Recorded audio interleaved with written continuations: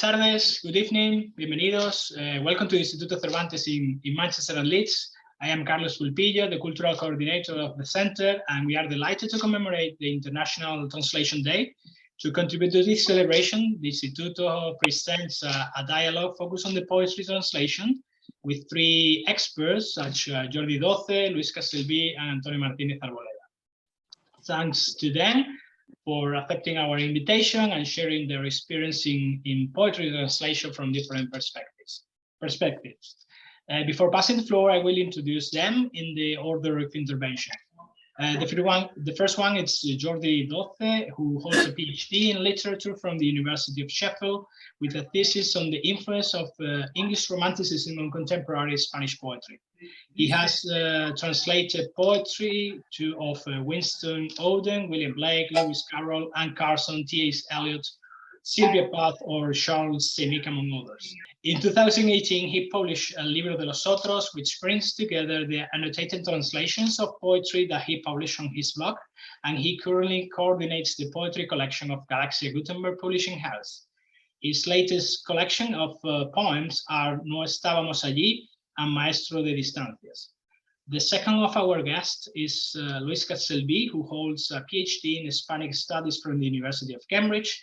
In 2020, he joined the University of Manchester as a lecturer in Spanish Cultural Studies. His doctoral thesis was awarded the prize of the Association of Hispanics of the United Kingdom and Ireland, and it has been published as a monograph entitled Hispanic Baroque Ekphrasis, Góngora, Camargo, Sor Juana.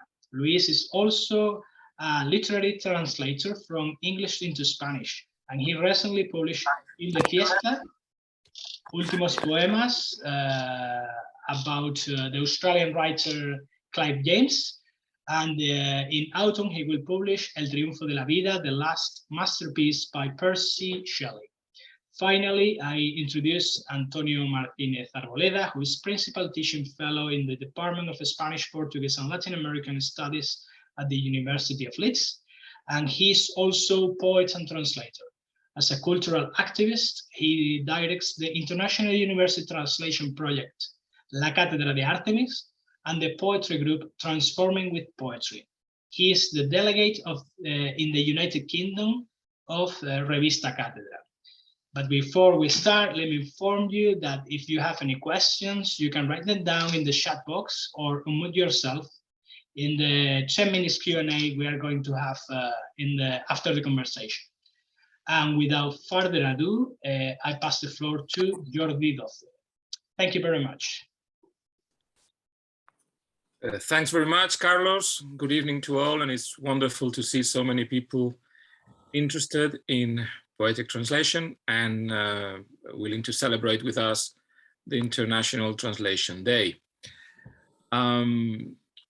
I have written 3 pages, which I hope will at least clarify a few points in advance for further discussion afterwards. Back in the autumn of 2008, I was invited by the Cervantes Institute to do a mini reading tour in Algeria. I was to read my poems both in Alger, the capital, and Oran, where the Cervantes Institute had a smaller branch. As the readings were bilingual, I was asked to send a selection of my poems in advance to be translated into Arab. The readings, the sessions, turned out to be modest but very pleasant affairs, as expected. And they were also enlightening in quite an unexpected way. Already in Alger, I felt, it was just a nagging suspicion, that the Arab translations took much longer to read than the Spanish originals. This was even more marked in Oran. So at the end of the reading, I turned to my companion, a young student from the local university who had been given the job the day before, and she was not, I hastened to add, a translator of the poems, and remarked casually that the text she'd read seemed to be longer, or at least worthier, than the Spanish original. She replied with perfect innocence, "Oh, you must not worry. The translator has done a lovely job. Your poems sound just like classic Arab poems. What do you mean they sound like classic Arab poems? I replied, a little less casually this time. Well, she has added refrains, she has expanded and embellished certain images and lines. But I'm quite sure my poems have no refrains. Yes, but it works beautifully in her translation. No need to worry. Classic Arab poetry has its own rules, and it's not easy to master them. Not being a classic Arab poet myself, I did indeed worry, at least for a while. The text of the translations, as printed in the handouts, bore almost no resemblance to the originals. One could not tell which poem or stanza was which, much less identify which lines had been singled out for stardom as refrains. So I keep these translations in a folder in the hope some Arabist might translate them back into Spanish, an interesting exercise in reverse translation from which hopefully I might emerge a different poet. I have started with this anecdote, which is a little more than an anecdote, because I want to make my point as strongly as I can. That we don't translate poetry between two languages, but between two literary or rather poetic traditions. This recalls the statement by Freud, as quoted by Lawrence Darrell in the opening of his novel Justine, that there are four people in any love affair. And I'd like to suggest that in order to translate a poem, it might be less important to know the languages involved than to tell how the poem fits in the source tradition and what place it is expected to fill in the target tradition. We work between literary systems which have been forged by time and an unbroken, unceasing lineage of practitioners. So, in a way, my first translator into Arab was not wrong when she decided to rewrite my poems in the classic Arab mold.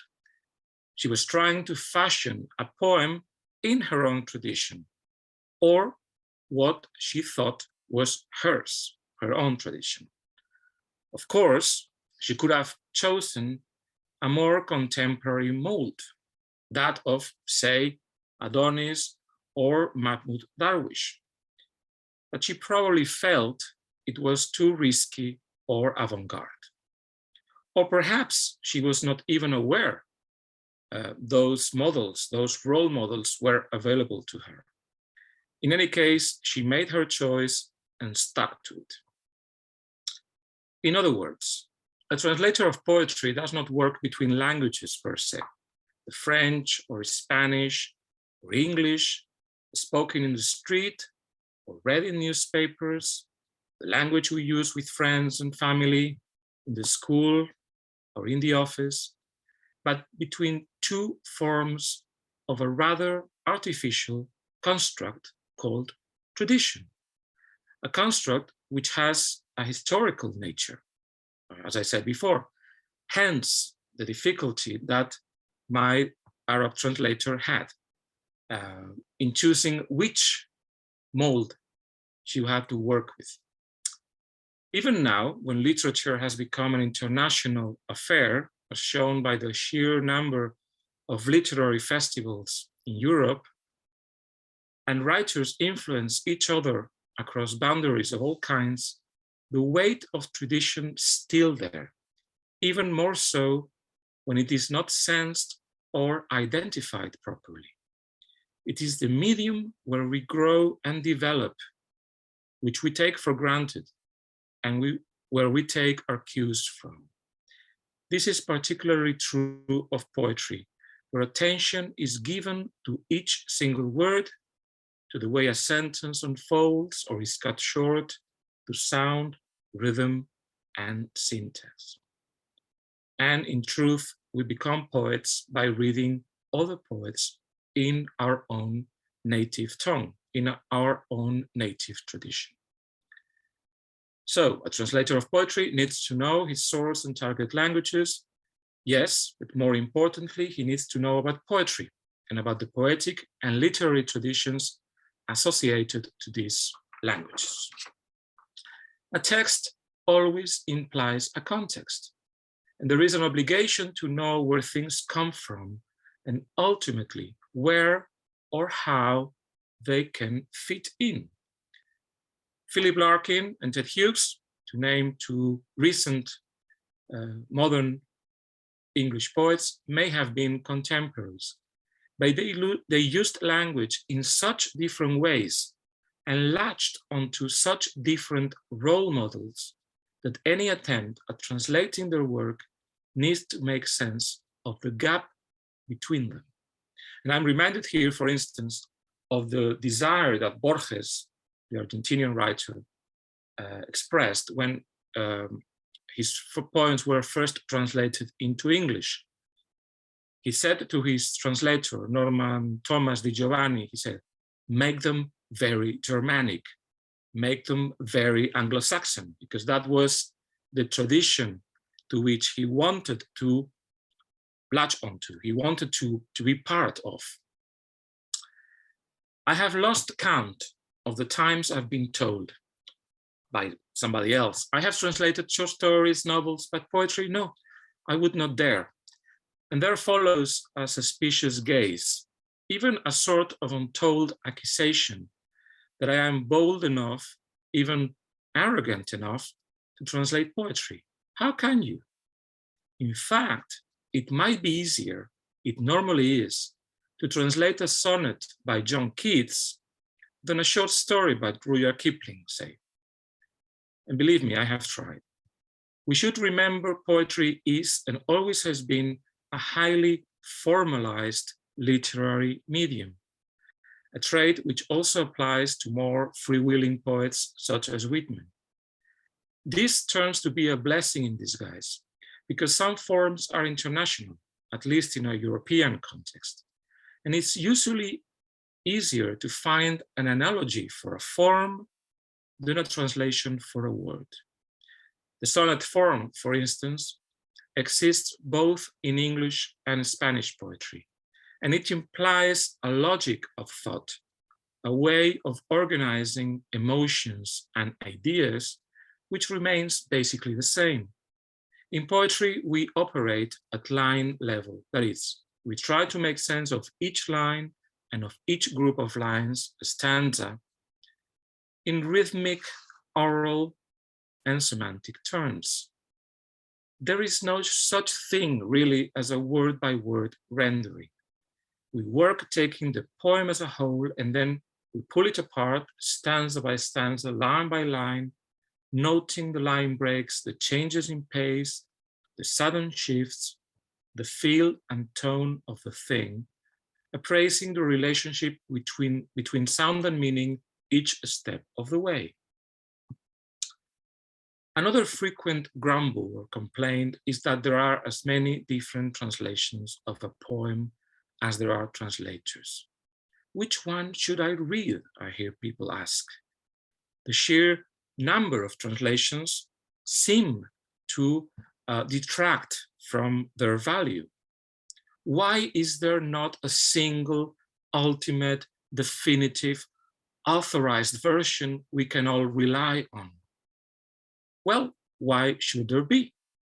Poems, as works of art, are not passive or inert, but say different things to different people.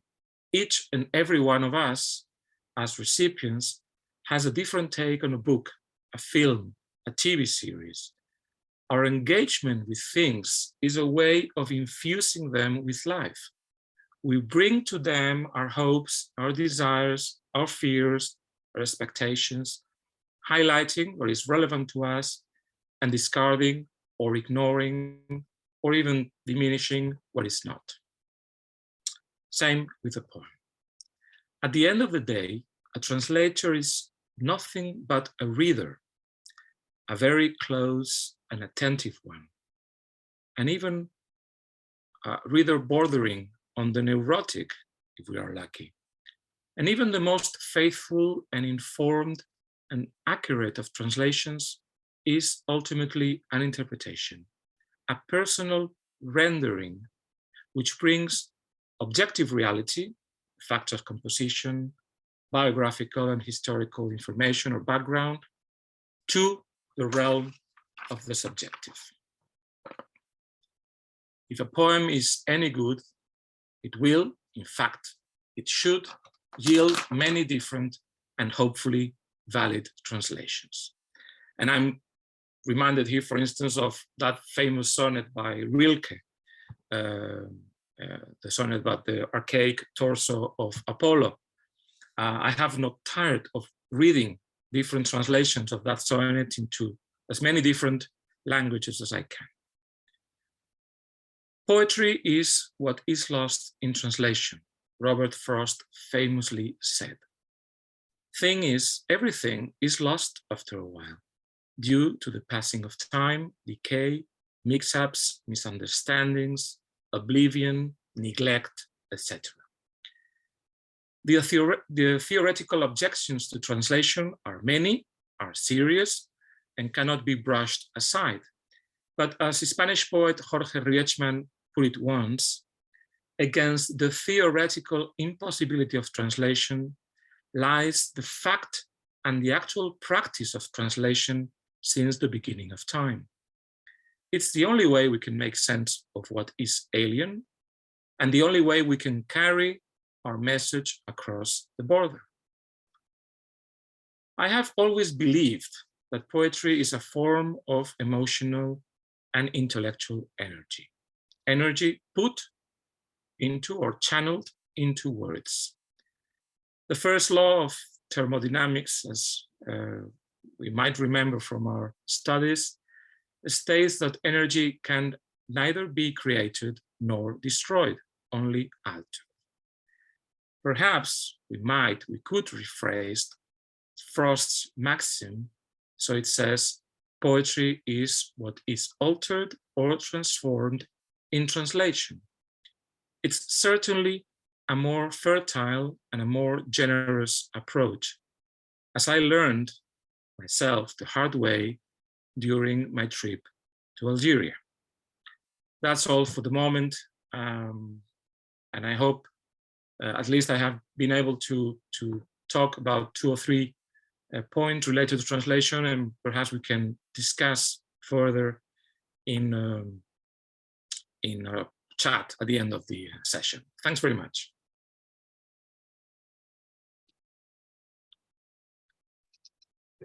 If Antonio or Luis wants to ask something to Jordi, it's the moment.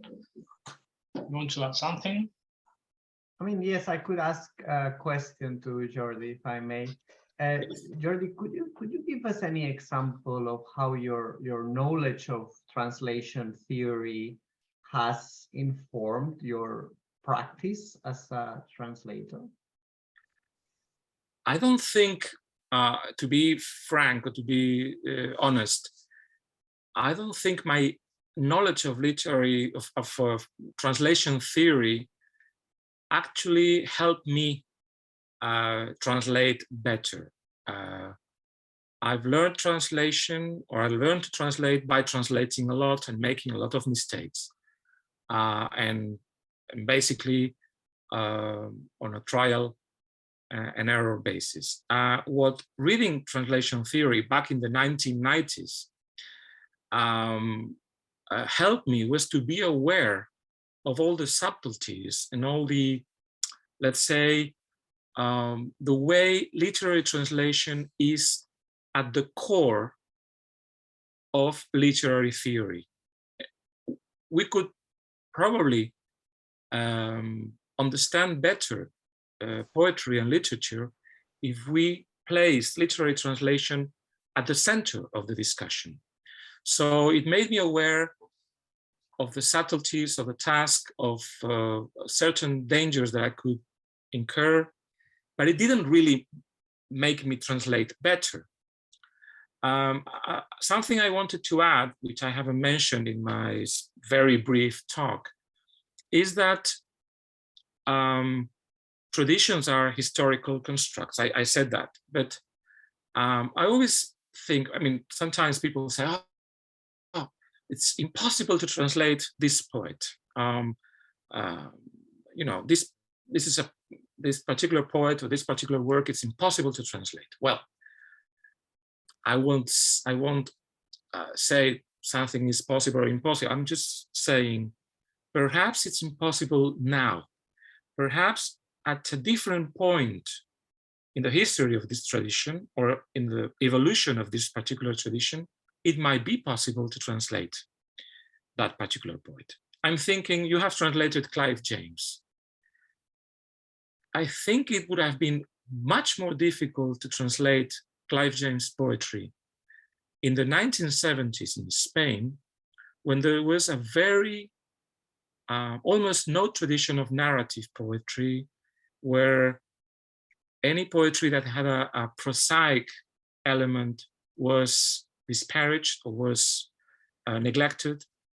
But it's much, I think it's easier to translate Clive James. I'm not saying it was easy for you. I think it's very difficult and you did a wonderful job.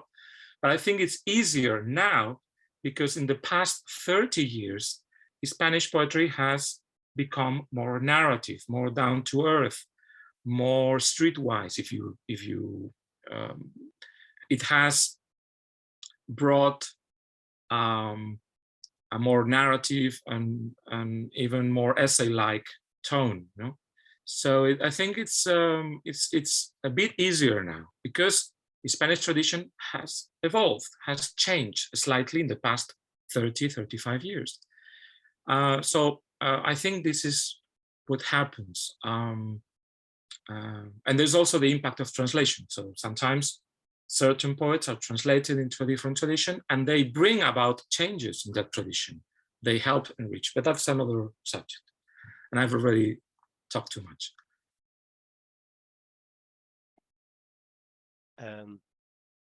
Carlos, can I ask a question? Yes, of course. Hello, Jordi.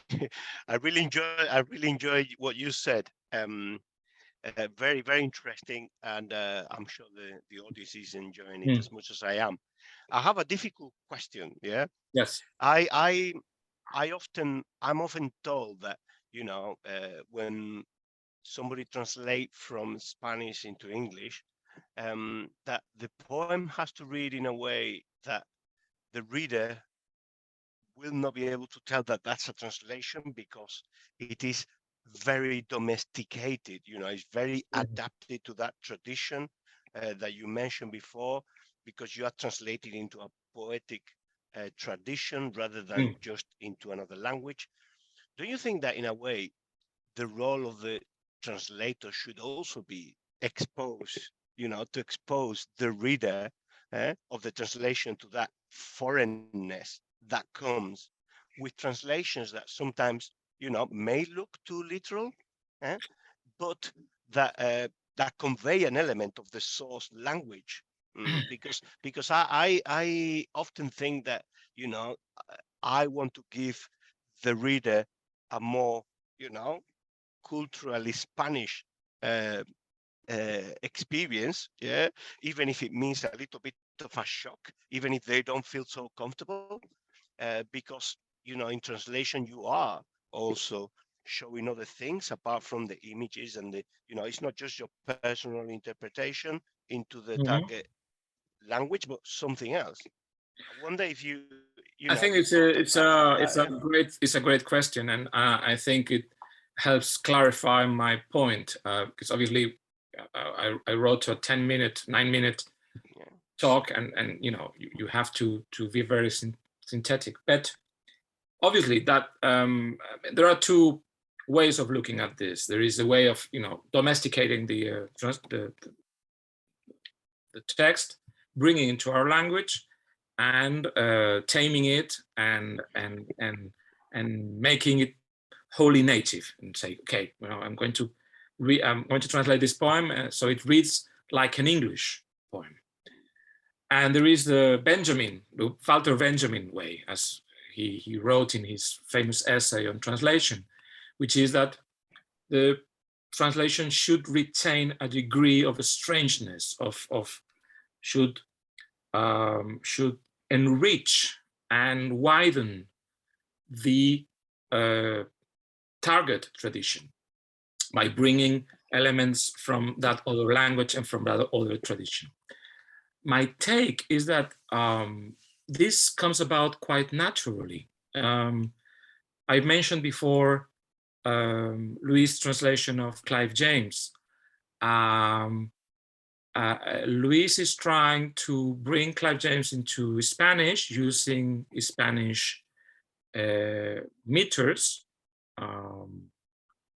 metros, no, hexasyllabics and the like.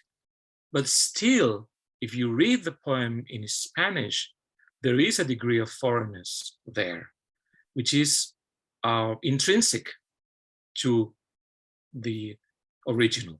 And if you translate, for instance, Juan Ramón Jiménez into English, which is a very difficult task because the poetry of Juan Ramón almost dissolves into English. If you translate it into English,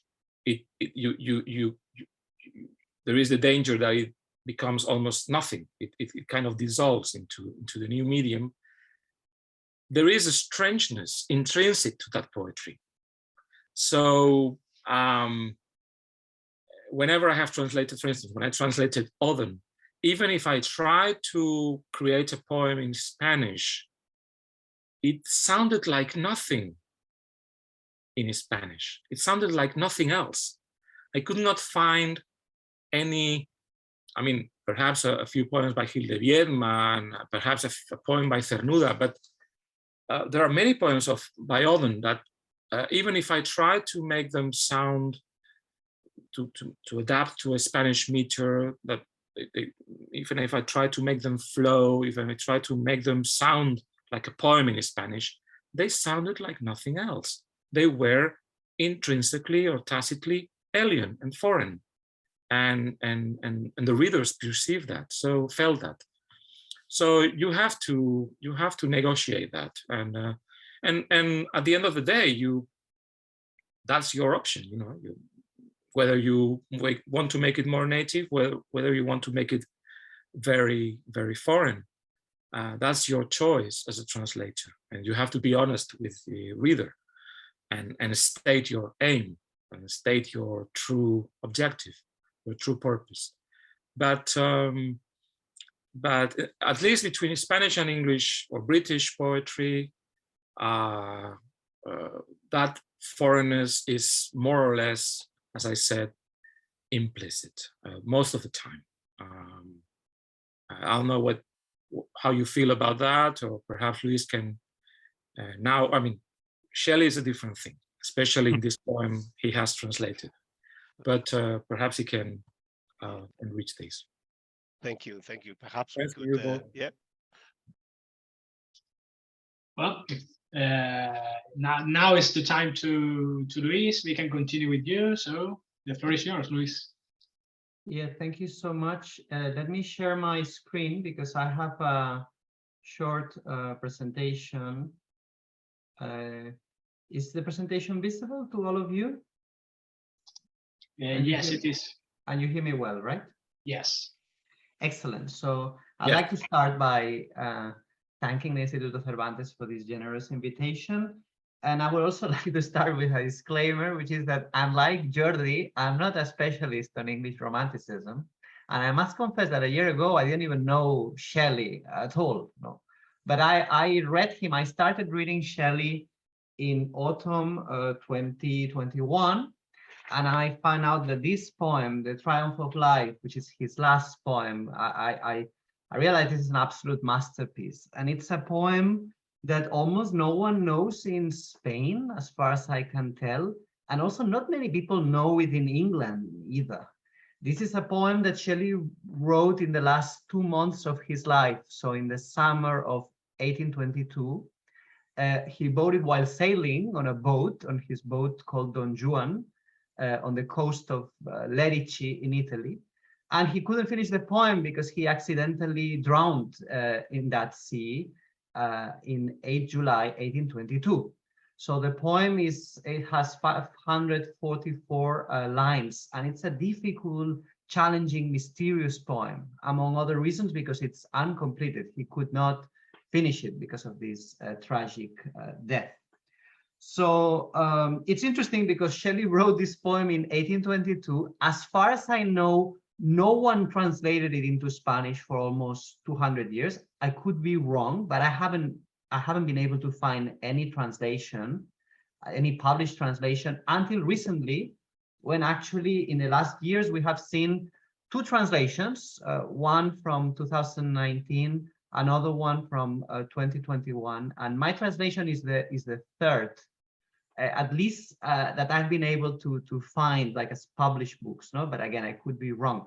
These two translations, the first one is very literal.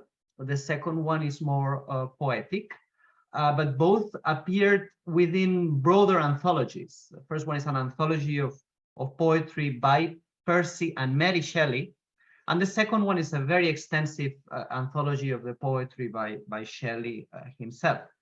But I like the poem. I love this poem so much that I thought that it deserved to be published as a standalone book, which, as far as I can tell, this hadn't happened in Spain yet. And this is the outcome. You can see the cover here.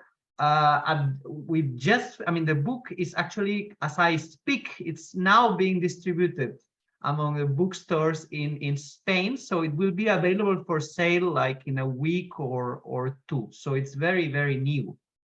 I work in collaboration with my friend Prusho, who's an eminent specialist in Dante.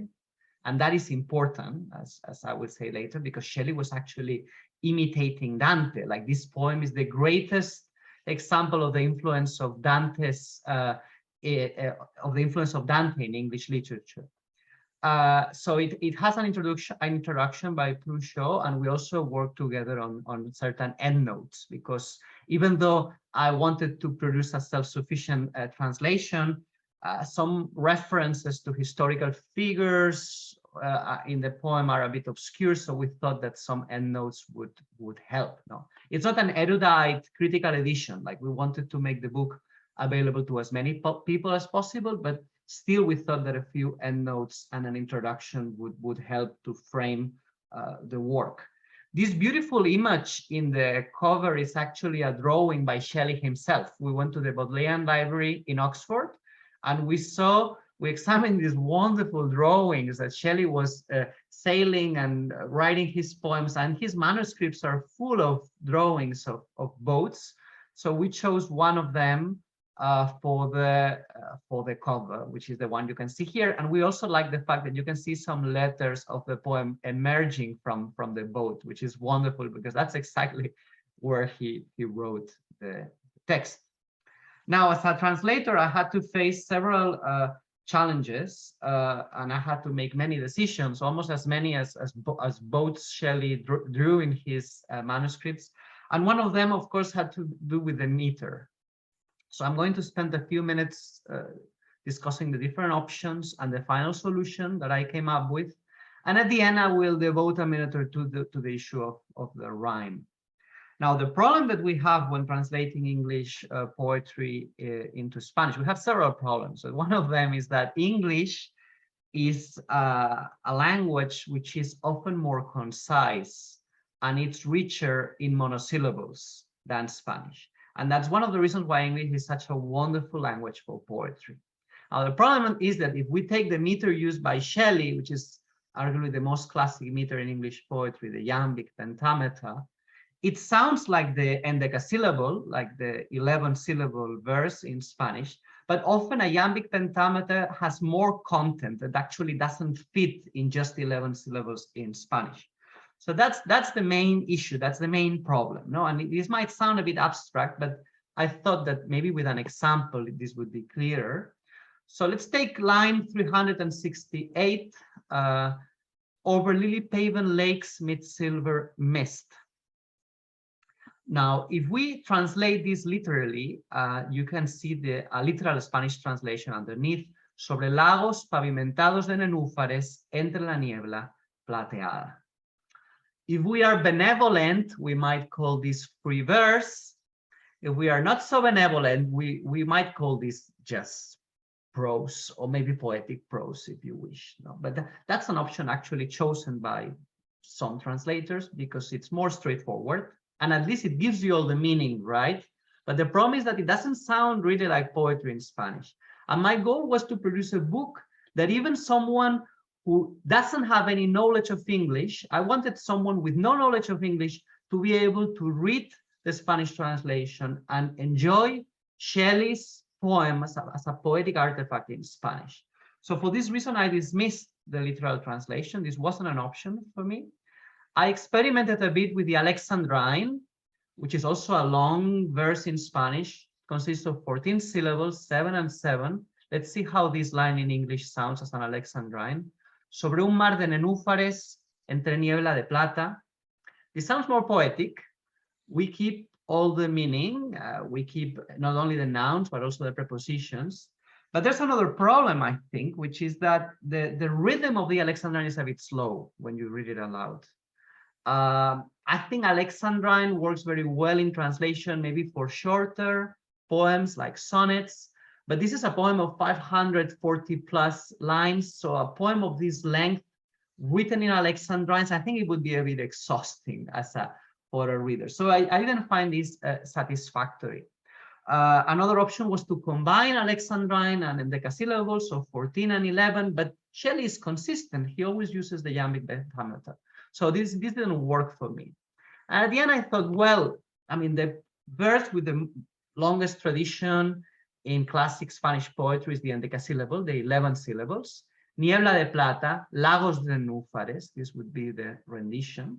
We're missing some prepositions though, and this is how I came up with the solution that I suggest, which is, well, let's keep it strictly endecasyllabic throughout the poem. But as I know that Spanish needs more syllables to translate the same content in English, what I'm going to do is to add an extra stanza for every 5 stanzas in the original. So this is how the book looks like. And I know it might be a bit striking at first, because usually, in my experience, many translators, they produce the same number of lines in translation and in the original. So this might look a bit striking, but from my perspective, it makes sense because I'm using the endecasyllabic verse, which is the closest to the iambic pentameter. But then I add the extra stanza to make sure that I keep as much content as possible. I'm not missing out anything essential. Now, the great sacrifice here is, of course, the rhyme, because this is written in terza rima. This is the system of interlocking rhyme invented by Dante for the Divine Comedy, so that the second line of every tercet rhymes with the first and the third line of the next tercet, and so on and so forth. No, this is why we call it interlocking rhyme. Now, this might work very well to produce an original poem, but if you want to keep that very strict system of rhyme in a translation, it's almost impossible, or it would force you to choose very odd words. It would be very unnatural. So I decided to give up the rhyme, and that doesn't mean, of course, that these endecasyllables shouldn't sound poetic. There are other strategies. No, you can use, for instance, the alliteration. Note the repetition of the S here. Salió el sol disfrutando de su brillo. There are internal assonant rhymes, like these two words. Seguían con sus cantos al océano, las flores de los campos y los bosques. And then also certain strategic use of the esdrújula, these words in Spanish that have the stress on the antepenultimate line. This can also sound very poetic as well. Que abren párpados trémulos al beso, as in this example. So, and of course, if you still don't find it satisfactory, you can always, if you want to enjoy the rhyme in full, you can always look at the left page where you will be able to enjoy it in the original. So this is everything I wanted to say. Thank you so much for your attention. Thanks, Luis. If Antonio or Jordi wants to ask something. I don't. Can I ask something, Jordi? Yeah, of course. Okay. So thank you very much. This is fantastic. One question: when I was listening to you explaining how you made the decisions. It looks like if the job of a poetry translator is very analytical, it sounds almost like project management, but in reality, there are a lot of aesthetic considerations, there are a lot of judgments that go far beyond the traditional job of a project management person. Do you think a good translator necessarily is a good poet, has to be a good poet, even if the person who is translating doesn't regularly write or publish poetry? But do you think there is a big deal of, poetic vocation and poetic art in the job of the translator? Yeah, thank you so much. That's a very good question. I mean, I don't consider myself a good poet, even though I would love to be a good poet, but I don't think I am. But what I do have, and what I do think is important, at least to translate this kind of poetry, is to have a knowledge of the technical aspects of poetry, right? And by this, I mean particularly the meter.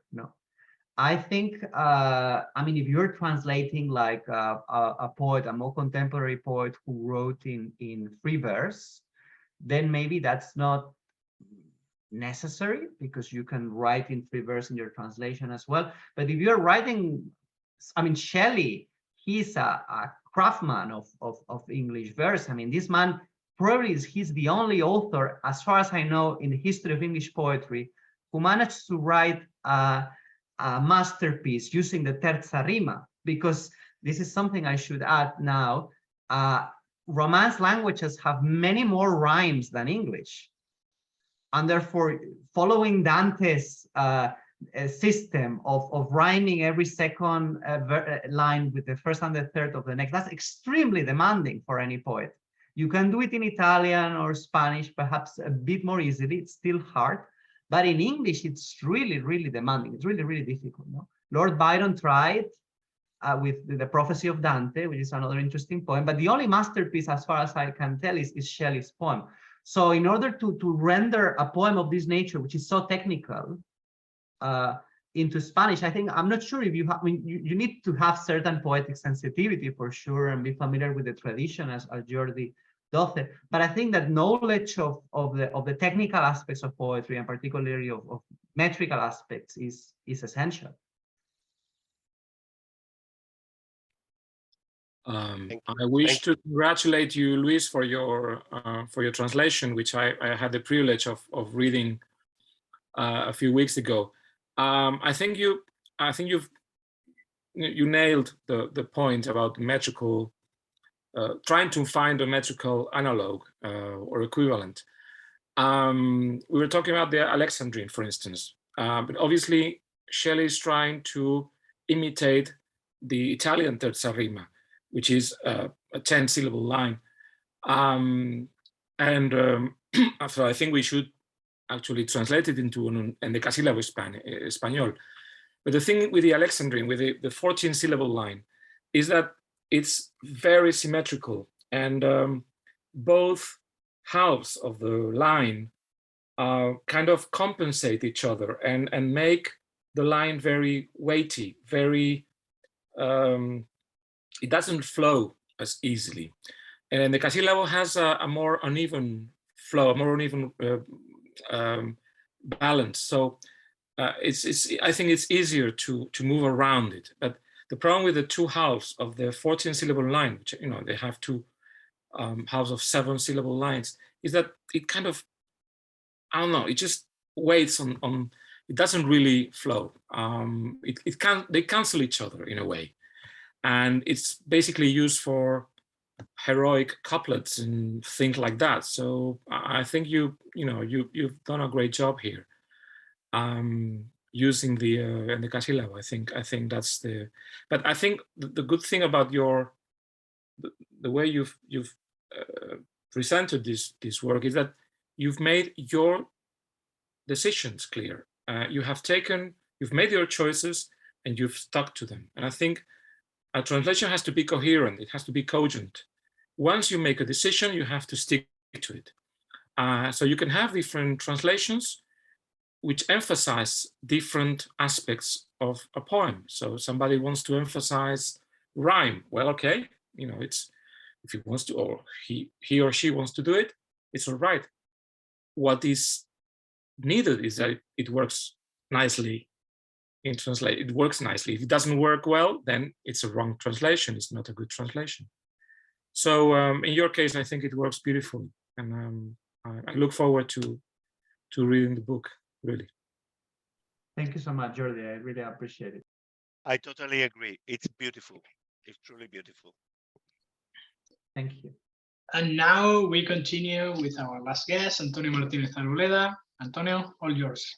Okay, thank you so much. Well, thank you very much to the Cervantes Institute for this invitation. It's a pleasure to be with all of you, with Jordi, with Luis and Carlos. I've really enjoyed your presentations. I mean, I have learned a lot of things from what you said, and I'm sure the audience has as well. My idea here today was to provide a different angle to poetry translation in my intervention, and I like to focus on poetry translation in education, but more particularly in the area of language learning. As many of you probably know, that translation, and including translation of poetry, has been progressively abandoned in language learning. It used to be one of the key language learning activities, translating a passage from Spanish into English, and that went, that happened also with poetry. I'm obviously talking here mainly about universities, but over the last 30 years, translation from poetry has disappeared from language learning programs, from the classrooms. And what is that? Why is that? Is it not fashionable anymore? Well, there are several reasons, and I have seen, because of my age, that change. One of the reasons is that we have changed the way we teach language, and we have adopted what is called the communicative method of language learning. This method has taken over the language classroom at universities and beyond. And as some of you may know, the communicative approach to language learning emphasizes interaction, emphasizes the active use of language. And this approach is somehow inspiring the Common European Framework for Reference, which talks about an action-oriented approach, or takes an action-oriented approach.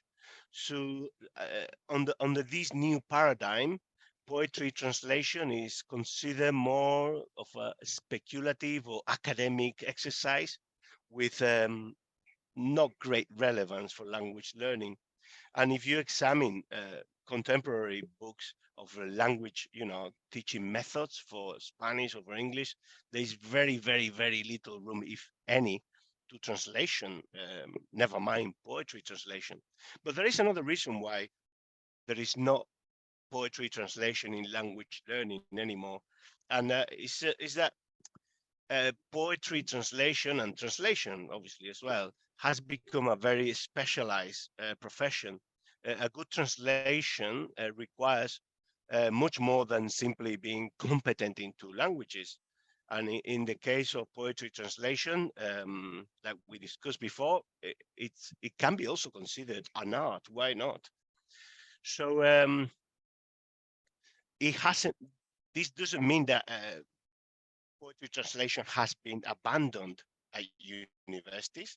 What happens is that now poetry translation is taught as part of very specialized modules or courses, and that involves an element of professionalization in the teaching. So people who teach poetry translation are specialized in translation, and often literary translation is not the job of a language teacher anymore.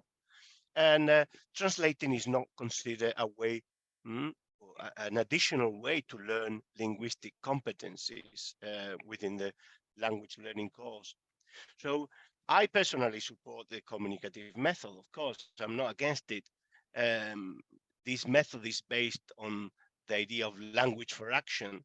But I do believe personally that there should be a place in language learning for students to experiment and learn with activities such as poetry translation.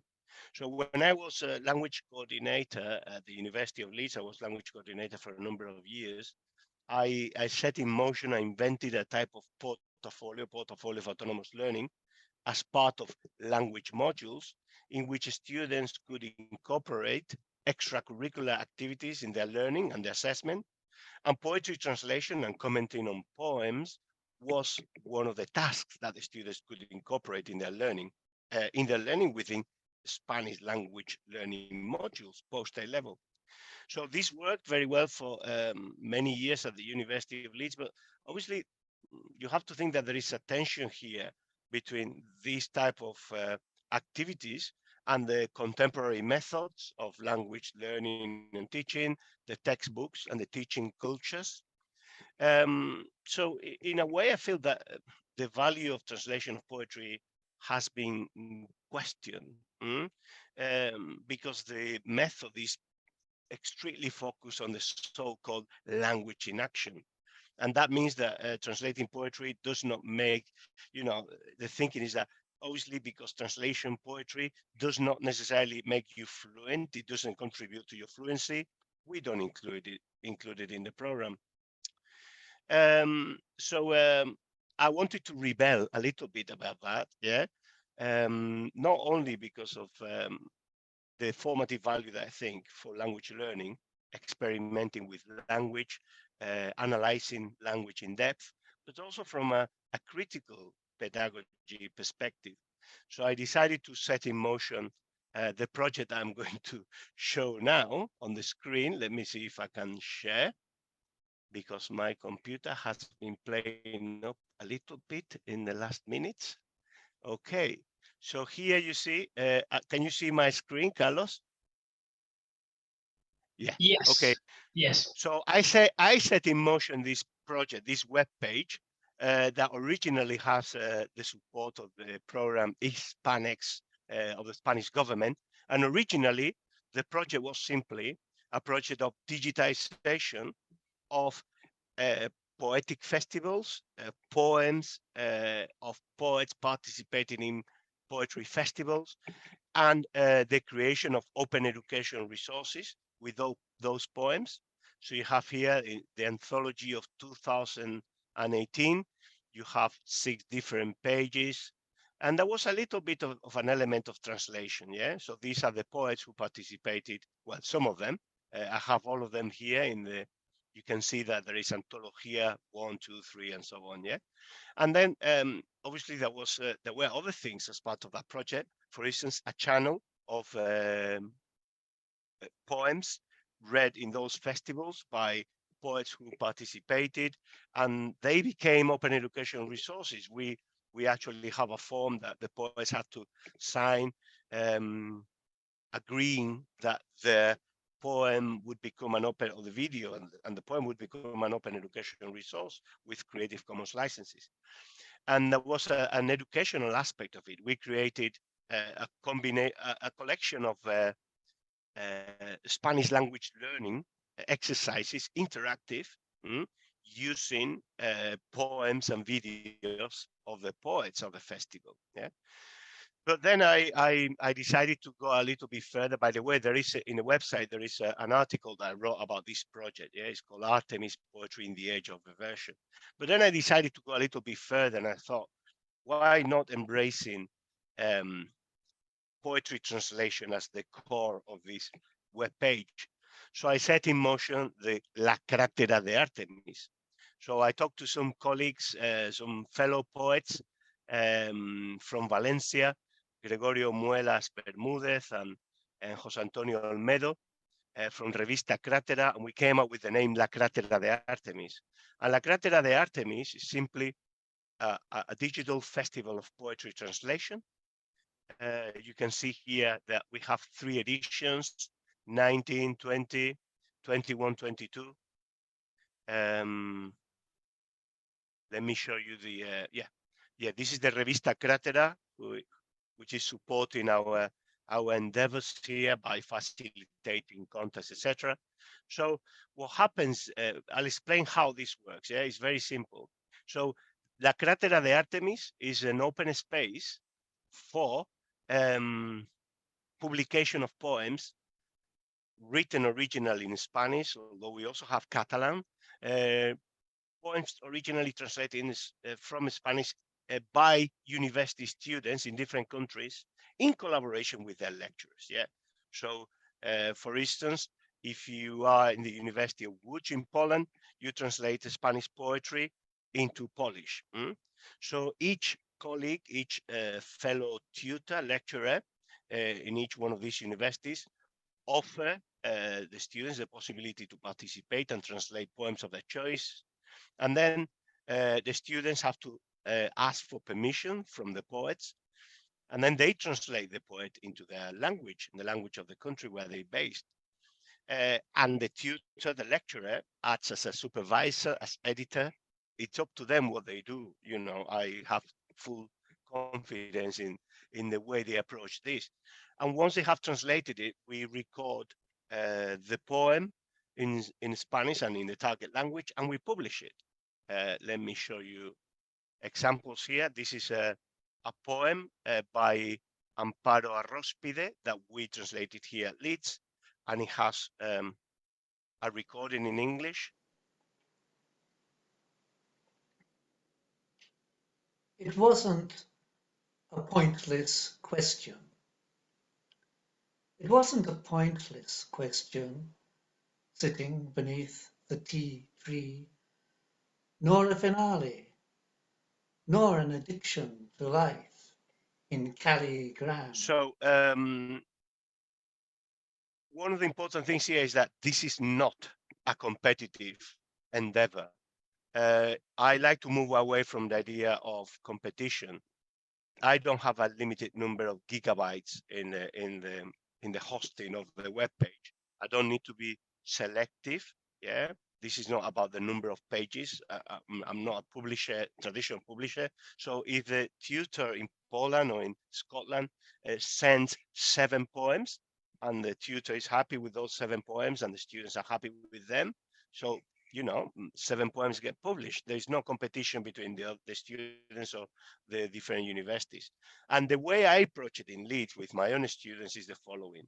In the last 2 years, what I did was to suggest to students in Leeds that we would translate poems from poets who were coming to Leeds, very often, majority of times, sponsored by the Cervantes Institute, to give talks and readings of their poems. So I wanted always to generate momentum around the visit of the poet. So I invite all the students in the department who have a level of B2 or C1 to participate in the project of that year. I do that few weeks before the poet that we're going to translate comes to Leeds. Then the students sign up and then they are invited to the event, and that makes a big difference. It makes the presence of the poet quite relevant. It almost becomes magic. Here are the people who are going to translate you, and very sensorial as well, because you can see the poet and feel the poet in the room. And then obviously the poet is always pleased to see this type of initiatives, and the students value very much the presence of the poet, but it's not an essential requirement to have a poet that you bring to your university to be part of this project. Yeah. Another thing that I do with the students is that I ask them, when they sign up for the project, I ask them to fill in a form, a very detailed form, in which they give me information about their reading habits, their experience with translation, whatever it is, if they like poetry, if they have written poetry or read poetry, their level of Spanish, because I want to have teams that are balanced, so that being part of a translation team is an enriching experience for everybody in the team. And then I create the teams of translators using the tool Microsoft Teams, and students can interact, exchange drafts. They can meet physically if they want. I meet them as well. And very importantly, this is not a competition. We are here to enjoy the dialogue around 2 languages, learn about techniques, learn about the meaning of words, learn about the poet, learn about ways of representing ideas in 2 different languages. I'm very strict when it comes to understanding the poem in Spanish. I think students should immerse themselves in the poem as much as possible. And this involves, within the time given, of course, looking at any cultural references that may appear, or looking at the ways in which the poem in Spanish may be conversing with other poems or other texts in Spanish, again, within the time given. But then when it comes to the English, to the rendition of the poem into English, I like to let the students fly freely, always in the understanding that any choices that they make in the rendition in English have to be based on a deep understanding, or as deep as possible understanding at their level as learners of the poem in Spanish. And that includes understanding any possible ambiguities or ambivalences, which are very common in poetry. And the translation has to be enjoyable for them, something that they like, something that is suitable for our audience, and something, of course, that presents the poem in a dignified work, as a dignified work of art. I always tell them that there may be other people out there who have more experience and expertise than us, and who may have wanted to translate the poem differently, but that's fine. There can be many ways of translating a poem, and we have our own translation, and I think we are entitled to share our learning and the product of our learning with the world, because we are legitimate agents within, this literary system, or within this poetic tradition. One interesting thing, going back to one of the questions I made before, is that students obviously have less experience and expertise, far less than a professional translator, of course. But that means that sometimes they have, often they have less confidence when it comes to departing from the original, when it comes to finding solution. But that's not necessarily bad. I'm in favor of the ideas of Walter Benjamin that Jordi mentioned before. I'm a Benjaminier when it comes to these things, because poems are less domesticated, or perhaps less adapted to the national culture of the reader. And I don't think that this is something undesirable, quite the opposite. And I also appreciate the need to, make the poem an enjoyable experience for the reader. Yeah, I'm not saying that everything has to be absolutely foreign. So, but the less domesticated translations often are enriching the experience of the reader, because we're exposing them to, giving them a deeper taste, of the source culture. And perhaps we're innovating, who knows? So one of the advantages of digital free publication is that we don't have to persuade any publishers about the goodness of our translations, and the gatekeeping is a little bit more light touch. The gatekeeping here is the tutor, the lecturer, and myself as an editor of the web page. So yes, going back to the question of what should be included in the communicative approach of language learning, because I think in our digital world, language students produce nowadays, as part of the language learning experience, as prosumers of knowledge, they produce podcasts, they produce videos, all sorts of authentic products. And producing translations of poetry, in my view, should be considered one of those acts of communication. Translating poetry is also action-oriented. We talk about, you have to just imagine the dynamics of the meetings when we talk about the poems and the students talk about the poems themselves and their options, etc. So in a digital world, producing cultural artifacts is as natural as any other act of communication. That wasn't the case when the Common European Framework of Reference for Languages was invented or conceived and published in 2001. But nowadays it's different. It's different. We need to include it as part of what we consider language in action. And then finally, from a critical pedagogy perspective, poetry translation for digital publishing is highly empowering for students because they gain agency, they gain presence and respect and recognition within our knowledge production and dissemination system. This is a new knowledge and dissemination system. In the old knowledge production system, academic and literary circles acted as the exclusive gatekeepers. The mechanisms of selection of what constitutes quality were determined by the technological and social limitations of the print. But in this new knowledge production system, there are more opportunities for democratization and access, and obviously more responsibilities as well for us as educators. And then just briefly, I'm going to show something that I do similar to this, but in the community, not with the university students. One of the things that I practice is ekphrastic poetry with groups of people. So we have a poetry event with lots of people, some of them remotely, participating remotely, and we show a photograph, and the participants in the event, which is anybody, it's open to anybody, have to use an application in the phone, which is free, to upload sentences, ideas, thoughts that they have about the poem. And it all becomes an interactive process in which everybody is looking at the contributions of everybody else and looking at the same time at the photograph. And at the end, we have something like this. Let me see. What you see here on the screen, yeah, is the flow of ideas and sentences produced by the members of the audience. And what I do as an editor is I put together this, trying to change as little as possible, and I call it a collective poem.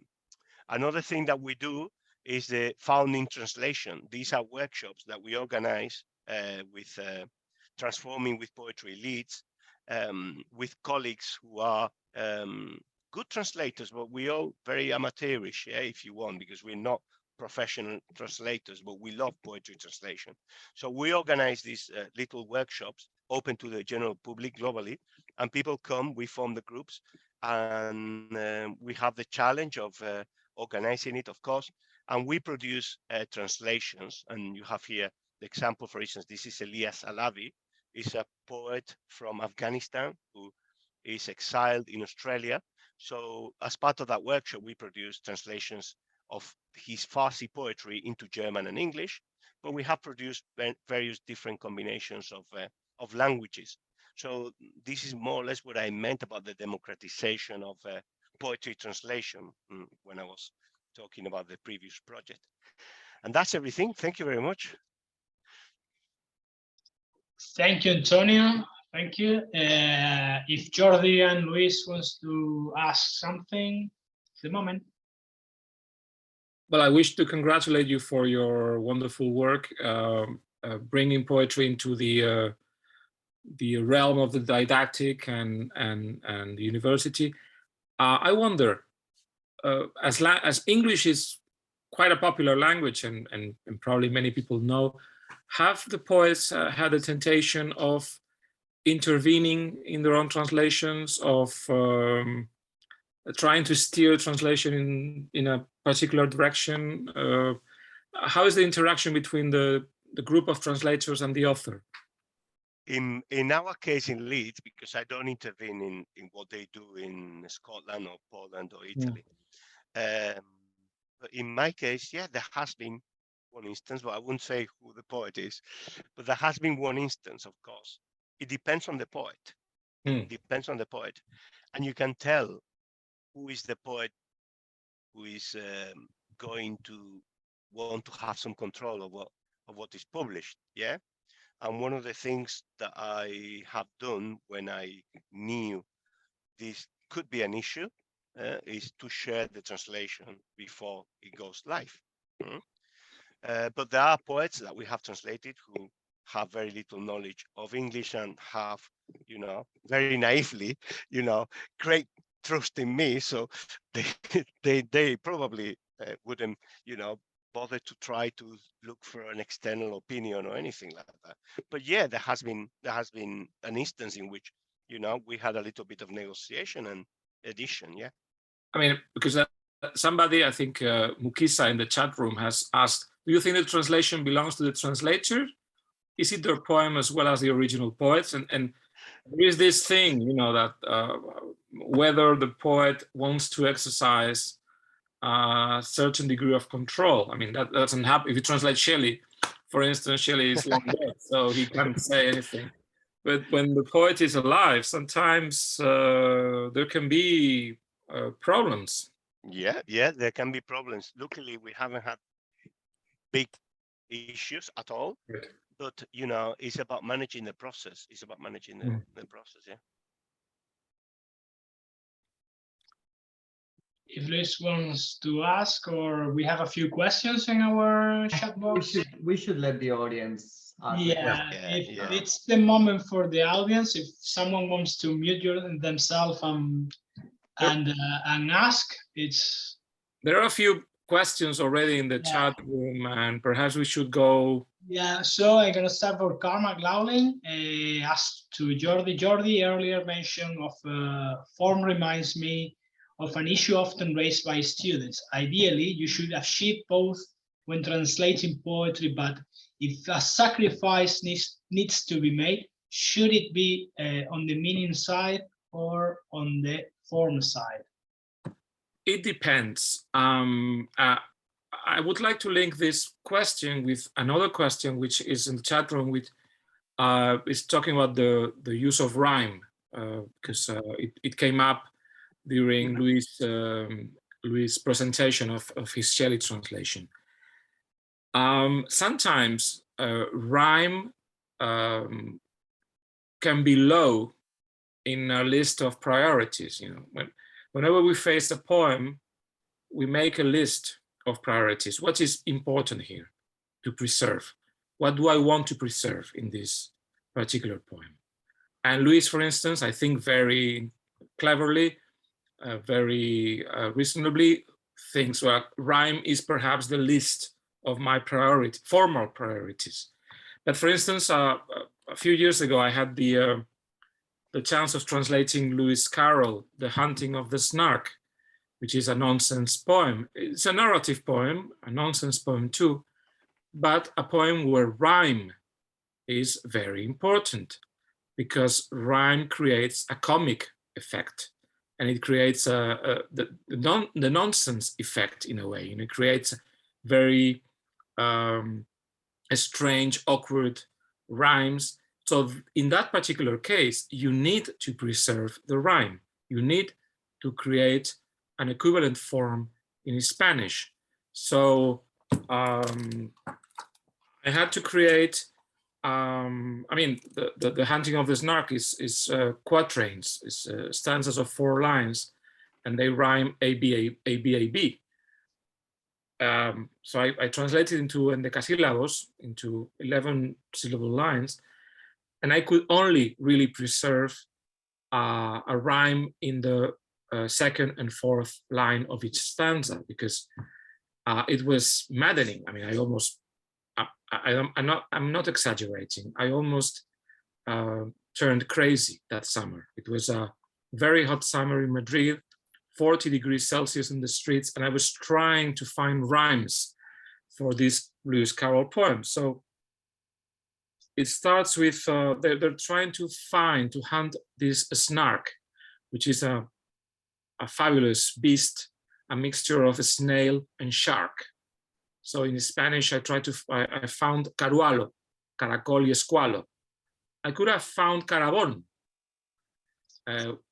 caracol y tiburón. But the problem with carabón is that it sounds very harsh in Spanish to have a aguda, you know, the stress on the final line with a line in on, which, you know, made things very, very difficult. So I chose carualo, which seemed to flow a bit better. But I had to preserve the rhyme. Un carualo anda aquí, gritó el heraldo, que a los suyos bajaba con cuidado, portando a cada cual sobre las aguas con el pelo en sus dedos enrollado. Un carualo anda aquí, vuelvo a decirlo, un carualo anda aquí, y ya son 3, que la tripulación esté tranquila. Lo que os digo 3 veces, verdades. So I had to create this kind of very comic effect through rhyme. So, you know, I'm replying to 2 questions at the same time. You have to make a list of priorities. You have to you have to decide which is important in this particular case, which is not as important and perhaps can be, you know, glossed over. So, so that's basically my reply. Thank you, Luis. If you want to add, because the question was for you as well, if you want to add something, or I can continue asking. Let's continue because there are so many others. So we have a question of A. Gray. I personally have enjoyed reading multiple translations of the same poem. And I wonder, do the translators also enjoy reading multiple translations of the same work? Do the translator ever make multiple translations of the same work? Any of you? There's a historical example of that, which is very beautiful. There is an author, a Catalan author, whose name is Carles Riba, was a specialist in classic Greek poetry. And then he translated the Odyssey by Homer. And then a few decades later, he was not entirely satisfied with this translation of his youth. So he translated the Odyssey again. So we have 2 translations, 2 Catalan translations of Homer's Odyssey. And I have to say, it's one of the most canonical, because that's something interesting, that sometimes a translation can enter the canon of a foreign literature. This Catalan translation, especially the second one of Homer's Odyssey, belong to the canon of Catalan poetry, I would say. So that's a beautiful example, I think, a beautiful historical example. There is another example in the English language. Michael Hamburger, who is an English poet, you know, started in the 1950s. He published several versions of his translations from Hölderlin, the German poet. And I think he did up to 4 different revised versions throughout his life. He was never content, and he published these translations over and over. Well, and I love to see, and I love to read different translations of the same poem. I try not to read them before I translate a poem, because they can influence me. So I try to try not to read them before. Sometimes I read them afterwards. They are seldom of use, because even if a translator has hit on a good solution, that solution works well within his work frame, within his translation or her translation, but it might not work well for me. So sometimes you read a translation, you say, okay, she's done a great job, or he's done a great job, but it doesn't really alter my way of doing things. Okay, I think Rob Riggs wants to ask something. So it's a moment, Rob. Yes, thank you very much. Thank you, all 3 of you, for such enlightening talks. It's really very, very interesting. I just want to comment on 2 things. One is, to whom does the translation belong? Neruda said that the poem belongs to the reader. And of course, as Jordi said, that the translator is an in-depth reader. And of course, translating is, simply put, a combination of 2 activities. One is reading and the other is writing. So as the poem that we translate belongs to us as the reader of it, so does our written version of it, our translation, belong to us. And as we change over time, so does our understanding of the poem and our appreciation of how to say that poem in our own language. Paul Valéry said that a poem is never finished, only abandoned.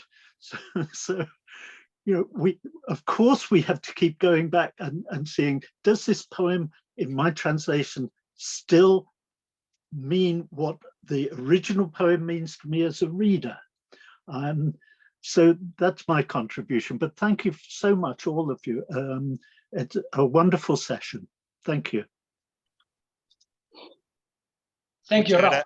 Muchas gracias, Rob. Muchas gracias. Thanks, Rob. I think before people ask whether you have to be a poet to be a translator of poetry.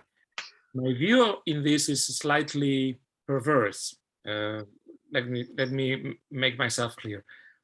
I don't really believe. Sometimes people say, okay, he's a poet or she is a poet, so everything that he or she will write, it's poetry. My take on this is that if you translate a poem and you do it successfully, then you become a poet. And Luis may not have published his own poetry, I don't know. But I know two of his translations, and his two translations of Clive James' poetry and of Shelley's The Triumph of Life make him a poet. And Antonio, if he's translating, I know he's a poet too, but if he didn't write, even if he didn't write his own poetry, if he was successful as a translator of poetry, then he's a poet. Because I think translating poetry is extremely creative and extremely challenging, and it makes you, you have to, you face enormous formal challenges, and you have to, find ways to bring your translation to a close. So I think if you are a translator of poetry and you're a successful translator of poetry, then you'll become a poet.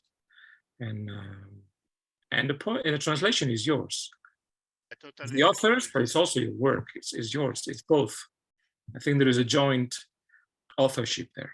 Yeah, I totally agree. And Antonio, I suggest if you move down just a little bit the microphone, because. Oh, sorry. Okay. Yeah.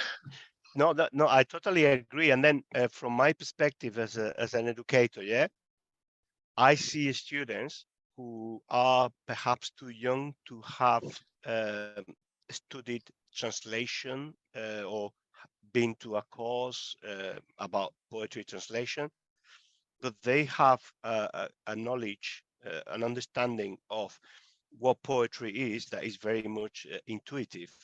And these questions that Luis was referring to, they kind of gather them. They understand, they have an inner understanding of these constraints and these opportunities with the rhythm and, for instance, and with the rhyme. And when you see their options, you can see that they have a poetic talent. I don't disregard by any stretch of imagination the teaching of literary skills and the teaching of techniques. Of course, we must teach them as well. But you can see immediately that there are people who are, really good at it because they have been readers, they have special sensitivity, or both. And these analyses and these decisions that Luis had been referring to, can be also reached by certain people who have that skill and that talent, and they are readers as well, without having to study it. We have two last questions. The two last questions. Alice asked to Luis if your book is already available in Spain. I think you mentioned yes, but I don't. The book is as I speak being distributed, and I think it will be available in bookstores within a week or two. In October for sure. This month of October it will be launched into the market. Okay, and Monica Maria Paula asks, is there anywhere where we can get critical feedback on our poetry translations for learning purposes? I think it's more for Antonio. Well, we have these events in which what we do is we talk about the translations and we talk about the poems and we read them. It's not professional feedback. We are kind of cultural activists, I shared in the chat the Facebook page of Transforming with Poetry. And every time we do one workshop or one activity like this, we publish it in Transforming with Poetry. For instance, we have an event at the end of October. It's not going to be, strictly speaking, it's not going to be a workshop, but there will be some translation of poetry and things. So if you want to follow what we do, Transforming with Poetry, I put the link on the chat. Jordi or Luis want to add something? Or? Well, not really. I mean, translation is infinite. You know, there are so many. I mean, somebody here in the chat room has said that Borges just said to his translator, "I do not want just to translate my poetry. I want you to improve my poetry." Fue Neruda. It was Neruda. Okay. I mean, Borges made sense because, as I said before, he'd grown reading Anglo-Saxon and English classical poetry. So he wanted his poems to sound like Shakespeare, I guess, or Browning or Coleridge. So he wanted his poems to sound in a language he loved. He wanted to go native, but it's an infinite subject. We could be speaking about this for hours. So perhaps it's time to cut it short. Okay, thank you very much, you three. I would like to close that session because you know the Instituto Cervantes has the commitment to promote as well reading and the reading skills. So I would like to ask you for a recommendation of a poem or a poet that our audience needs to discover. And you three, any recommendations? Well, so many. Yeah, of course. But something that, like Luis mentioned, he discovered Shelley, you know, and he decided to work on this. So any recommendation about that? Well, since Jordi mentioned him, I've just reread the complete poetry of Jaime Gil de Viedma, who's one of the greatest poems in the second half of the 20th century in Spain. So that would be I typed his name in the chat. Really good option. Yes. I mean, from the same generation, which I think is a great generation of poets, you have Jaime Gil de Viedma, and then you have, for instance, José Ángel Valente, who is a strict contemporary, and he's a wonderful poet too. I would go for the first books or the last books, perhaps avoiding the middle books at the beginning, because they're a bit more, I don't know, they're a bit more heavy going. But the first books, the last books are wonderful. And Antonio, your suggestion? Yeah, one of my latest, well, I think this is the most difficult question of the day. I don't know, I just thought, who do I mention? And then I looked behind me, you can't see, but I have books there. And I discovered this summer Liliana Lukin. Liliana Lukin is an Argentinian poet who I got to talk to. We interviewed as part of one of these initiatives, and I have here some of her books, Ensayos sobre el poder. And I was impressed with, the emotions that were triggered in me by her poetry.